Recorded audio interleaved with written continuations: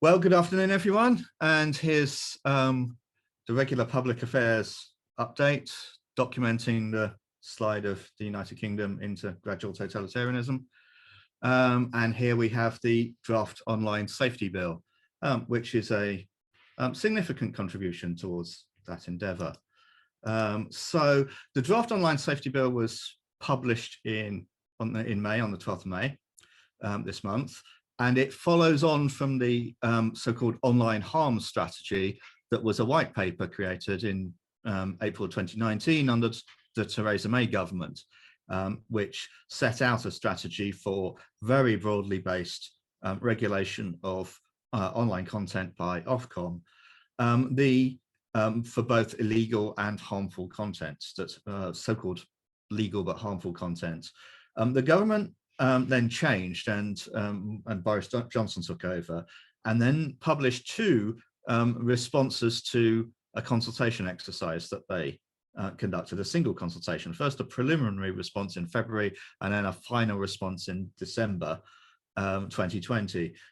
These responses had rather suggested that the government was taking a slightly more liberal approach, and was going to recognize that so-called legal but harmful content was really substantially different from illegal content, and that there must be more latitude by government policy towards content that is legal.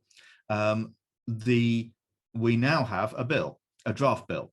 This is draft legislation, so it's up for pre-legislative scrutiny. So it's not actually on the legislative track. This is going to go before Parliament or before Parliamentary Committee for review, and then an actual bill will be presented in Parliament that will be on the legislative track. So we're expecting to see this process happen from now for the rest of the period till the summer recess, and then an actual bill be presented after the summer recess, as far as we know. That does mean that it's possible that what is included in here might be deliberately going a bit far so that they can take some things back and say, look, we listened to parliamentary criticism, so that they can get most of the rest of it through. That's a possibility. So that's how the pre-legislative scrutiny process works. So what are they aiming to do here? Well, basically the core aim is to ensure that providers of all services accessible over the internet that have user-generated content regulate the content on the service so as to minimize harm, or at least some types of harm. And we'll go into what that means in a minute. And then Ofcom will regulate the service providers. That is, the service providers must regulate the content themselves. The service providers are going to do the direct censorship. Ofcom is not going to be censoring individual items of content itself. Instead, it is telling providers what kind of content is unacceptable and requiring them to take more or less prescriptive measures to remove it, and then potentially taking enforcement action if it's not satisfied with the outcomes. But it's not going to be Ofcom. Ofcom isn't going to be looking at individual items of content. And the structure of this is going to be by producing a vague and general duty of care on service providers that they can discharge by following codes of practice that Ofcom will publish, as well as making transparency reports, risk assessments, and a whole bunch of other duties.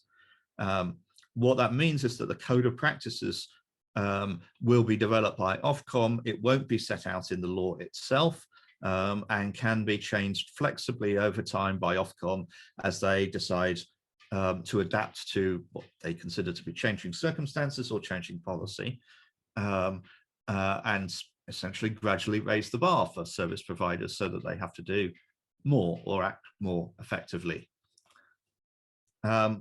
This is, now before I get into the meat of this, a bit of a disclaimer. This draft legislation is substantial, something like 125 pages long. It's complex. It only came out a couple of weeks ago. It's also very likely to change, perhaps very substantially. So this presentation isn't intended to advise you on what you are going to have to do when this legislation comes into force. The aim of this presentation is to show you the kind of thing that is being intended for your business and give you an idea of whether it's going to be relevant to you and in particular, the level of investment and engagement you're going to have to do to get up to speed with it if it is relevant to you. So it's not intended to be a comprehensive guide, and I'm sure I've got errors and definitely material omissions in here. So there's my disclaimer. So first of all, the scope of this. The scope is extremely broad. It covers all search services, and it covers all user-to-user services that are provided anywhere in the world, provided they're available to UK users, and it is judged that there is a risk of harm to UK users from the content on the service. User-to-user services means any service that is delivered over the internet that contains user-generated content at all, with some very few and limited exceptions. We've also got a concept of categorizing services. On top of the generic regulated services, there are also going to be something called Category 1, Category 2A, and Category 2B services. And if you are, certainly if you're going to be a Category 1 service, you're going to have significantly additional duties beyond what everybody else gets, set by regulations, and these are as yet undisclosed. The definitions of these aren't clear, but we understand that Category 1 services will be the large social media platforms, according to some definition or other of that, but they haven't decided what that would be. Actually, what they've said is that this will be determined by regulations that will be determined by size and functionalities. Category 2A will be size and any other factors the Secretary of State considers relevant, and Category 2B will be functionalities and any other factors that the Secretary of State considers relevant. What I'm expecting this to mean is that Category 1 will be the social media platforms. Category 2 will be anything that's big, possibly broken down so that it's not everything that's big, but everything that's big of this type. And Category 3 will be anything that's particularly interesting, regardless of, to the Secretary of State, regardless of size. I did say that some would be exempt. So what's going to be exempt from this? Well, email is going to be exempt, SMS and MMS messaging, but not instant messaging services. So not WhatsApp type services, they're not exempt. One-to-one live oral communications, basically old-fashioned telephone calls, but not video chat and not conference calls. So a service like this, Zoom, is absolutely within the scope of regulation, and Ofcom can create rules for regulating the content on an activity like what we are doing at the moment. Internal business services will be entirely ruled out. So this call would not be ruled out under that because it's not internal, because it's between us, between LINX and other companies. But within a business, that would be excluded, and services provided by public authorities are going to be excluded. And also services with very limited user-generated content, something that only has a yes, no, a like, a dislike, or an emoji is going to be excluded. And also comments and reviews on content published by the provider are going to be excluded. That's probably the broadest exclusion. Everything other than this, if it's got user-generated content on it, you're going to be a regulated service. Harm. So what does harm mean? Well, harmful content is content that's illegal, content that's legal but harmful to children, and for some, and this mostly is Category 1 services, category that is legal but harmful to adults. What does harmful mean? Well, harm is described in the bill as meaning physical or psychological harm, but not necessarily, there isn't necessarily a connect between harm and harmful. So that in itself is dubious, but physical and psychological certainly broadens it out. There are, however, exclusions. Harmful content does not include harmful because of its financial impact. It does not include harmful because the goods, physical goods that are featured, or the service that is featured is in the content is harmful, or it's harmful because of the way it's performed, or because it's being performed by an unlicensed or an unregulated or unqualified practitioner. But otherwise, content can be considered harmful if it causes physical harm or if it causes psychological harm or upset. Illegal content. Okay, so there's a wide range of illegal content here. Firstly, we specifically specify anything that covers a range of terrorism offences and a whole range of child sexual abuse offences. Okay, fine. On top of that, the Secretary of State will be able to write regulations to list types of offence, and this will be considered priority illegal content. And then on top of that, any offence of which the victim or intended victim is an individual, that's also considered illegal content. Harmful to children. Anything of a description designated as such in regulations made by the Secretary of State that haven't been written yet will be considered harmful to children. Additionally, any content will be considered harmful to children if there's a material risk of the content having directly or indirectly a significant adverse physical or psychological impact on a child of ordinary sensitivities. However, if it would have an impact on a child with particular characteristics, the test will be whether it would have that significant adverse impact on a child with those characteristics. So if it would be particularly harmful to toddlers or to children with autism, then the test would be, would this be harmful to a child who was a toddler or harmful to an autistic child? There's a slight complexity around that in that if you could show that no toddler would ever see it or that no autistic child would ever see it, then that wouldn't cover. But broadly speaking, the test is going to be really about a describable category that is the most at risk. What's harmful to adults? Again, anything of a description designated as such as regulations made by the Secretary of State. Complete carte blanche. Content is also harmful to adults, similarly if it causes significant adverse impact, physical or psychological impact on an adult of ordinary sensitivities. And again, that thing about the whether the adult has particular characteristics. This scope, however, mostly really only applies to Category 1 providers. So there's the scopes. So the duties, what are we actually going to have to do towards that sort of content if you're in scope? Well, first of all providers of a service that contains user-generated content are going to have to do risk assessments for illegal content, giving separate attention to different categories of illegal content. You're going to have to keep records and reviews of the risk assessments. You're going to have a user reporting and complaints and redress mechanism for someone to complain that some content does indeed qualify as something like that. You're going to have to publish policies and procedures for the complaints and redress, and you're going to have a swathe of so-called safety duties for minimizing the availability of that illegal content. And you're going to have to also assess whether the service is likely to be accessed by children. You're also supposed to take into account the importance of freedom of expression and privacy.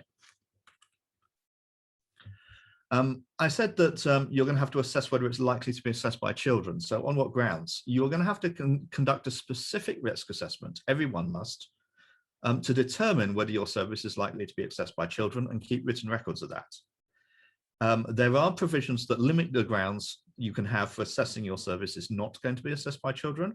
And if your assessment is not performed, then it will be deemed that it is likely to be assessed by children because you haven't assessed it. And this assessment must be repeated whenever there's any significant change to the design of the service or the effectiveness of any measures or the number of children using it. So what are the safety duties about illegal content? Firstly, you're going to have a general duty to mitigate harm and effectively manage the risks of harm.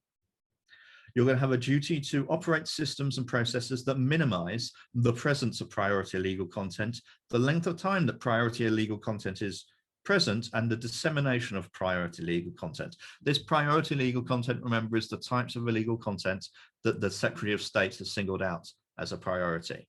Note also that this is a proactive minimization. So this is in direct conflict with the previous e-commerce directive requirement that there must be no general duty to monitor a service. This is going to impose such a duty.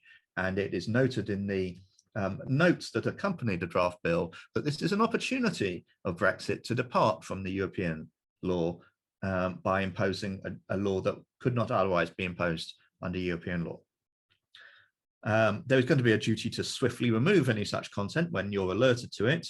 You're going to have a range of transparency obligations with regard to the terms of service, including requirements to go into certain levels of detail that are going to be specified in the bill. You're going to have an obligation to apply the terms of service consistently, which means that Ofcom will be able to complain and take enforcement action against you if it decides that you're not applying the terms of service consistently. This means that your terms of service will essentially stop being just something that protects your business, but actually becomes a promise to Ofcom of how you will act. When removing content, you must take into account the findings of risk assessment and the importance of freedom of expression and privacy. Now, if you decide that your service is likely to be accessed by children, you will have a bunch of additional duties as well that will largely mirror the general duties that I've just described, but will be adjusted so as to give particular care for the interests of children, or the differing impact on children, or indeed on children of different ages. So, for example, you must, whereas the general duty, you have to do a risk assessment. Here, you must also do a children's risk assessment, giving separate attention to each relevant category of content harmful to children, and separate attention to children in different age groups. And a separate duty to mitigate and effectively manage the risk of harm to children in different age groups, and mitigate the impact of harm to them in different age groups. And to prevent children encountering primary priority content and other harmful content, again set out by, described by the Secretary of State in regulations yet to be written. That's not will not be just illegal content, that will be priority harmful to children content. Now, the social media platforms, category 1 providers, anyone that ends up becoming a category 1 provider, will have further duties to protect adults from legal content that is deemed harmful to adults, again by regulations. There'll be risk assessments also for the freedom of expression and privacy. Again, further transparency and level of detail in the terms of service in relating to freedom of expression and privacy. There will also be category 1 providers, and not others, will have a duty to protect content of democratic importance, meaning content that was published by a recognized news publisher, and also user-generated content that is intended to contribute to democratic political debate in the UK, and also to protect journalistic content from recognized news publishers, including more robust appeals for them against removal. So they will basically have a privileged appeals process if you are a recognized news publisher. So those are the duties. How do you discharge them? Well, firstly, the transparency reports. Ofcom is given a fairly broad authority to actually spell out in detail what you must write in a transparency report and its format, subject to some constraints set out in the draft bill. And Ofcom must publish guidance on what is required in those transparency reports. For actually the removal of content, Ofcom will publish, and the other duties, Ofcom will publish codes of practice that will describe the recommended steps for complying with those duties. These codes of practice will be admissible in court, and therefore the court will be able to take account of that when assessing whether you have breached a duty. The draft bill sets out safety objectives for regulated services, user-to-user services and search services. The codes of practice will be public documents that will be laid before Parliament, not debated in Parliament, but they will be laid before Parliament. And the Secretary of State can, by regulation, change the objectives and can direct Ofcom to modify a code of practice to ensure it reflects government policy. So not really a definitive standard that's being set there in the law. The Secretary of State will essentially just be able to tell Ofcom what to do. The one restriction is that the Secretary of State won't be able to specify particular technical steps that Ofcom must require in a code of practice, only the outcomes. Now, in theory, you don't actually have to follow a code of practice. You have to discharge the duty to minimize the availability of content, not directly to do the things specified in the code of practice. A regulated service can, in theory, decide to do things differently, provided that Ofcom is satisfied that the thing that you've done differently achieves the online safety objectives and the protection of freedom of expression just as well as doing the code, following the code of practice would do so. However, if you do follow the code of practice, you will be deemed to have satisfied your duties if you comply fully with the steps set out in the relevant codes of practice. So in practice, there's going to be a very strong incentive there to follow the codes of practice to the letter, and if you deviate from them, you're probably going to be deviating from them in a relatively minor fashion that Ofcom is likely to accept is essentially equivalent, and just adjusting that to your own circumstances rather than saying, well, we don't actually agree with the code of practice, we're going to do something very different. If you do that, you're exposing yourself significantly to Ofcom deciding that that is not going to be as effective as following the code of practice, and therefore not discharging the duty. And if it decides that, then we get into the area of enforcement, where Ofcom has lots of powers. It can order you to take steps to comply. So whereas complying with the code of practice was not directly a requirement in order to discharge the duty, if they decide that you're not satisfying the general duty, they can tell you to do so. A broad power to specify what must be done. They can be quite prescriptive in that. They, again, can't require the use of a particular technology until they get into a further measure that we'll come to in a minute. But they can then include a fine. Yeah.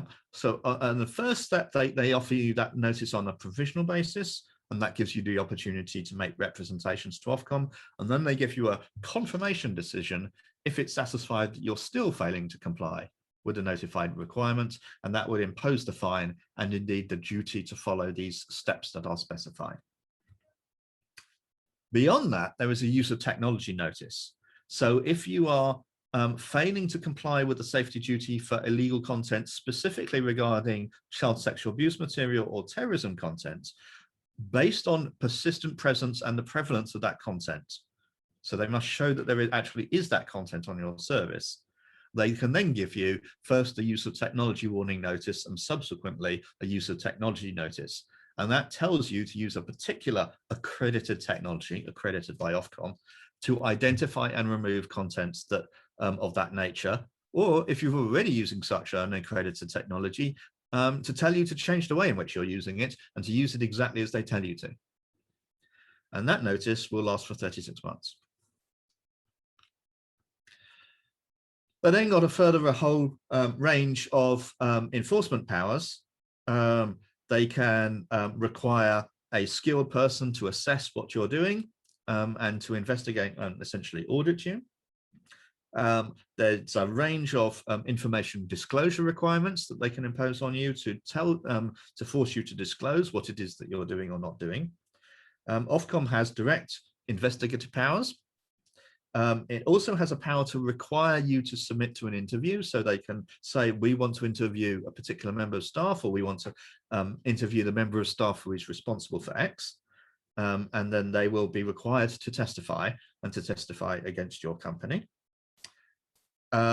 There is a requirement also to name a senior manager. Now that is not, this is an enforcement power, remember, so you aren't generally going to be required to list a senior manager with Ofcom, but if Ofcom is concerned that you may not be compliant, they can give you a notice requiring you to name a senior manager who is responsible for decisions within your company, and that person then becomes criminally liable if you, as an individual, if the company fails to comply with Ofcom's information requests. Ofcom has further abilities to set fines for non-compliance generally, ultimately ending up in a fine that can be up to a maximum of either £18 million or 10% of your global revenues, whichever is the higher. And there are also powers for two things, one called service restriction orders and access restriction orders. These are powers that Ofcom has to go to court to get such an order, but if it does, then a service restriction order is an order to a third party to essentially try to interfere with your business. So, for example, to a credit card company, to tell them to remove your ability to take credit cards or something like that. And an access restriction order is an order to a network access provider to block access to your service. These are essentially last resort powers that Ofcom will resort to if you're simply non-compliant. Certainly we might envisage these sorts of things being used against companies which are outside the UK and that do not believe that they're really properly subject to UK law at all. Remembering that, of course, that this law claims to apply to any business anywhere in the world, provided that the service they're running is accessible within the UK and that people could potentially be harmed by it. So if there is a foreign business of that nature that says we just simply don't recognize Ofcom's directions, then Ofcom can go to court and ask UK access providers to block access to that foreign service, and also ask, for example, banks to block access to payment mechanisms to that foreign service. Beyond that, there are a few general duties that Ofcom will have so as to support this overall regime. Firstly, to maintain a register of categories of services and to place companies within designated categories, such as the Category 1 providers. Ofcom will also conduct risk assessments generally for the risk of harm from regulated services as a whole. It will also be required to develop risk profiles for categories of services. So deciding that a particular type of service, for example, instant messaging services that are end-to-end encrypted, have a particular risk profile. And this is then reported to the Secretary of State with a view potentially to the Secretary of State making further government policy about such services. Ofcom's going to have to do research into users' experiences of their services, including public opinion. This will basically result in reports that can be used to drive policy. For example, that it is public opinion that services of a particular type are not doing enough about illegal or harmful content, and that can then be used to justify further intervention. There will also be an advisory committee on misinformation and disinformation that Ofcom is required to establish. It will operate semi-independently of Ofcom, but will report to Ofcom. This will include representatives of people who represent end users, but also people who represent those who have experience in the handling of misinformation and disinformation, whatever that means. So you can imagine the sorts of advice that will come out of that committee. There's going to be some mechanisms for appeals mechanisms that Ofcom's going to have to run if you're not satisfied about the orders that it's given you or the codes of practice that it expects you to provide. There's also going to be something called a super complaints mechanism, which will essentially allow activist groups to bring complaints against providers for failing to discharge their duties in the view of the activist group on behalf of a category of supposedly affected users.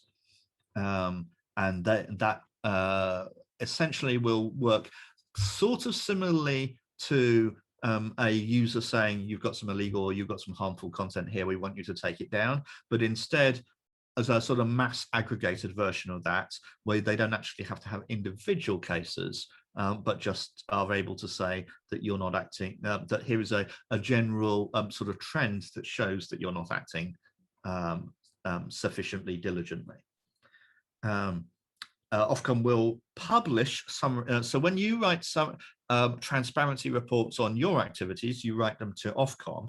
Ofcom will then write itself a transparency report as to what essentially the sector is doing, or segments of the sector are doing, and they will publish sort of summary, super summary reports of transparency reports, not about an individual company, but about the category as a whole. It will also provide a report on whether or not providers are providing researchers with sufficient access to information to enable research to be conducted, or academic research on whether or not providers are doing enough to minimize harm. So that will then be another source of pressure for further policy development. And finally, Ofcom is generally given a power to write whatever reports it likes if it thinks that a report would be useful and might generate further policy. So plenty of option there for Ofcom to take this further. But in general, a very wide-ranging set of powers with very broad obligations and the ability to become extremely prescriptive in the future, but to add to those prescriptive requirements by a process of setting codes of practice that do not have to be debated in Parliament. So that's an overview of what the draft online harms bill proposes. I'd be happy to take any questions, although I must caution you that I may well not know the answers. Thank you, Malcolm. There's been some chat in the group, but no specific questions to yourself. I don't think, just general chat about what's going on. So does anyone have any questions for Malcolm? Any raised hands, anything?